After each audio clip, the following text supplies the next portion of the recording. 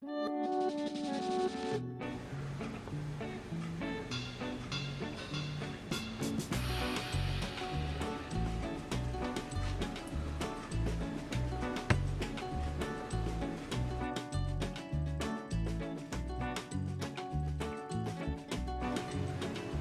ayan guys, so ito po ang ating mga kailanganin sa ating banana bread. So we're gonna need 4 eggs, butter, meron po tayong 1 cup white sugar, 1 cup brown sugar, and maglalagay din po tayo guys ng chocolate chips.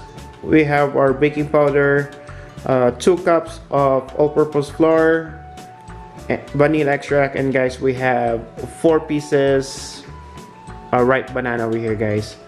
So yeah, so samahan niyo po ako when we'll start baking guys. So yan guys, so sa ating pong bowl, nilagay lang po natin yung 4 na saging. Ang gagawin lang po natin is squeeze lang po natin yung banana. So again, we have 4 over here. So dudurugin lang natin siya ng kaunti guys.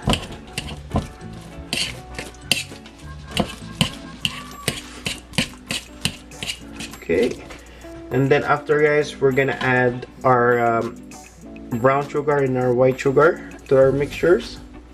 So again, 1 cup po ang nilagay natin. So halu-haluin nyo lang siya guys hanggang mag-mix yung mixture ng banana and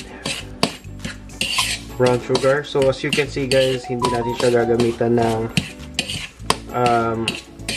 mixer. So kamay lang gagamitin natin guys, which is tinidor and whisk.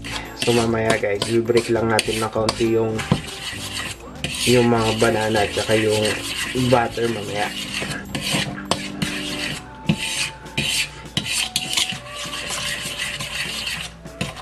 Let's just break the banana a bit.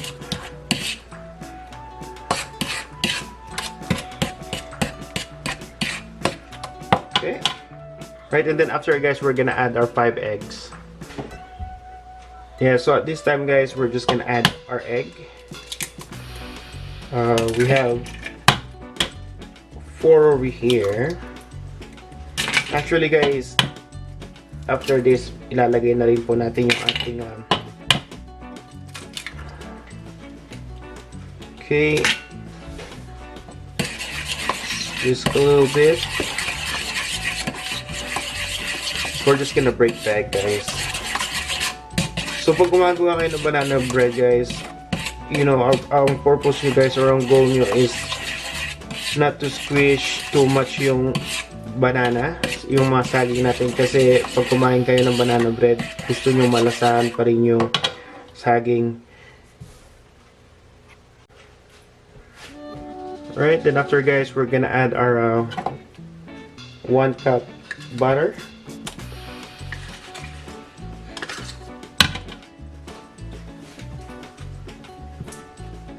So yung butter nyo guys, it depends. Yung iba gumagamit ng melted, yung iba gumagamit ng salted. Ang gamit natin is just plain butter guys, unsalted ang gamit natin. Okay, so we're just gonna break the butter a little bit. So at this time guys, gagamit na tayo ng ng whisk. We're gonna use whisk now. It's much easier to break the butter with the whisk guys. So we're just gonna break it a little bit. Just gonna break it even more.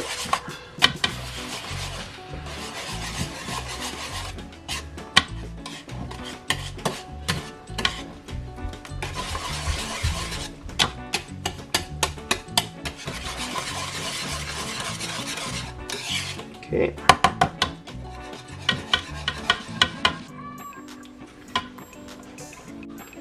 Okay, so our next step guys is we're gonna add our vanilla extract.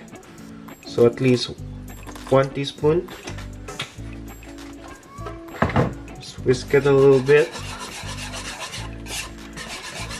And then we're gonna add our 2 cups all-purpose flour, guys. Then before we whisk it, we're gonna add 2 tablespoons of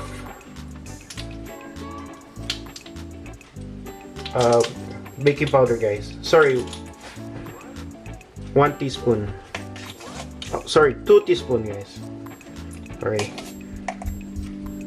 2 teaspoons.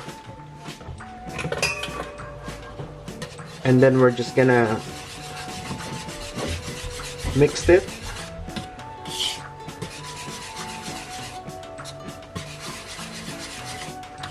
So mix lang natin siya, guys, hanggang mag-mix yung all-purpose flour at saka yung banana mixture na ginamit natin kanina, guys. So just cover the sides too, make sure we got all the sides.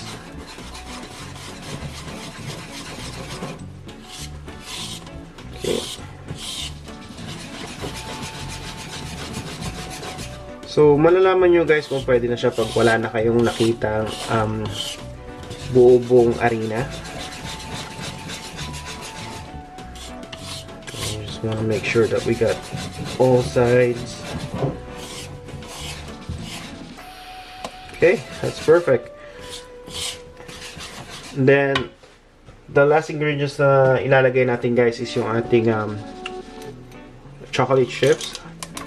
I'm just gonna add that.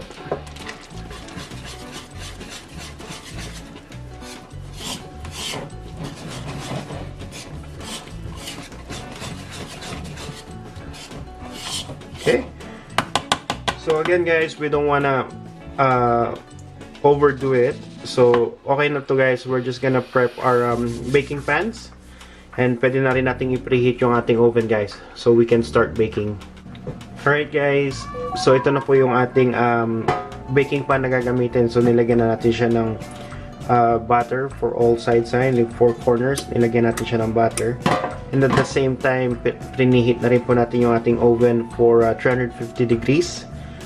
So make sure, guys, na mag-preheat tayo. So yan, pwede na po natin ilagay yung ating butter mixture, guys. So i-divide lang po natin siya in 2. Just wanna make sure that all sides. Okay. Just go to the other one.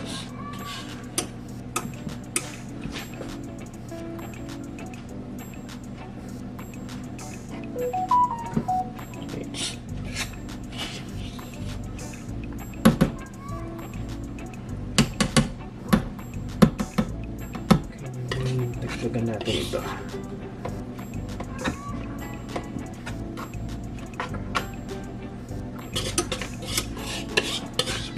There's more mixtures here, so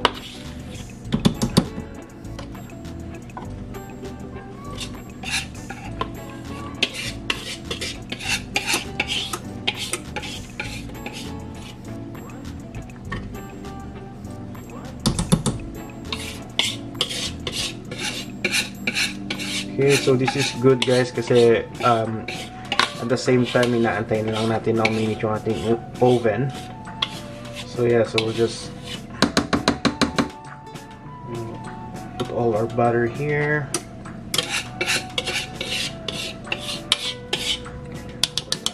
Spoon, guys.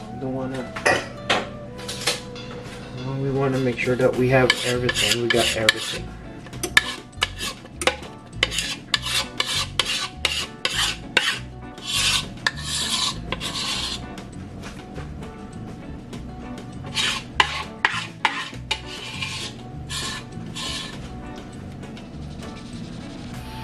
Okay.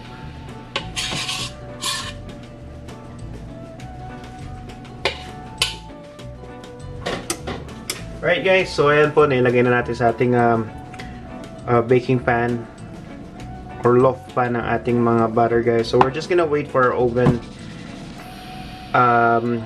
na pumalo ng 350 350 degrees, guys, and then we're gonna pop this in the oven. And we'll be back, guys. Alright, guys. So, ayan po, na heat na po natin yung ating temperature, 350 degrees. So, at this time po, guys, pwede na natin ilagay yung ating banana bread mixture sa ating oven. So, careful lang, guys, kasi mainit. So, yeah. Let's just pop those guys in. Okay. Ayan na po sila, guys. Yun. And then, we're just gonna, guys, lalagyan lang natin siya ng timer. 1 hour.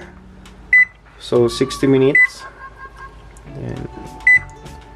There you go, guys. So, ayan po. Hintayin na lang natin na maluto yung ating, mabake yung ating banana bread, guys. And then, we'll get back to it, guys.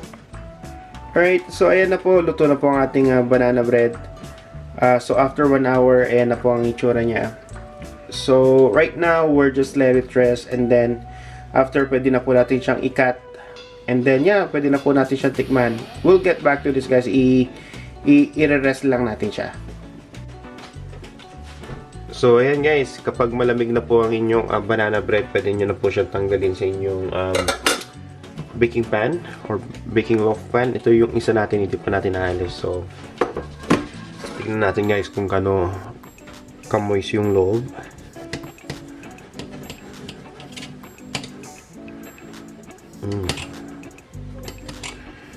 Ayan, guys, tignan nyo. Sobrang like moist ang loob niya, guys. Hindi siya yung dry na banana bread.